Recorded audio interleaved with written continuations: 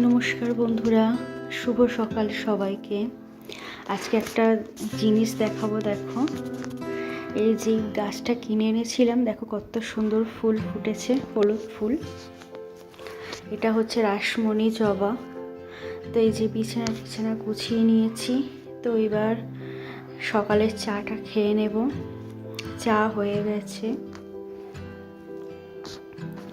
আর এইদিকে মেয়ে পড়তে বসেছে, আর মা আর মেয়েরও ওদিকে চাটা করে দিয়েছি। চাটা খাওয়া হয়ে গেলে এবারে আমি রান্নার জোগাড় করতে চলে আসলাম।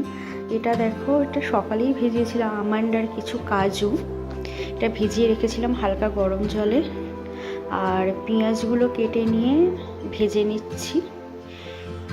ভেজে আর হালকা ব্রাউন হয়ে গেলে এটাকে তুলে রেখে দেবো। খুব বেশি লাল করার দরকার নেই। তো এখন বেলা প্রায় 11টা, 11:30 হয়ে গেছে। হাজব্যান্ড বাজার নিয়ে চলে এসেছে। প্রথমেই আগে মাংসটা ধুয়ে নিয়ে আমি ম্যারিনেট করে নিচ্ছি।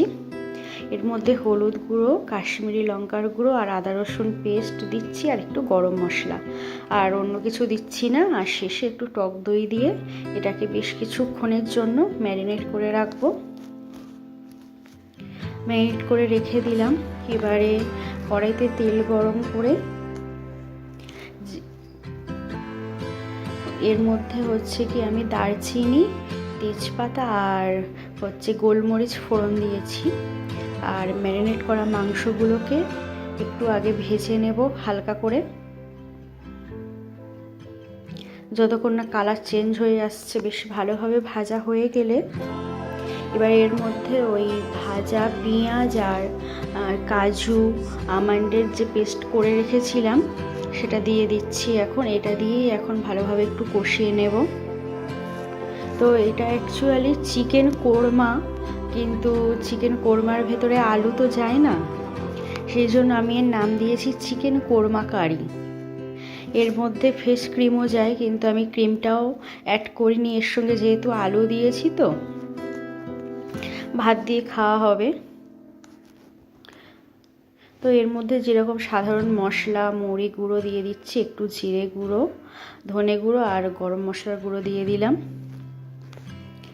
নুন দিয়ে এবার এটাকে আমি ফুটতে দেবো।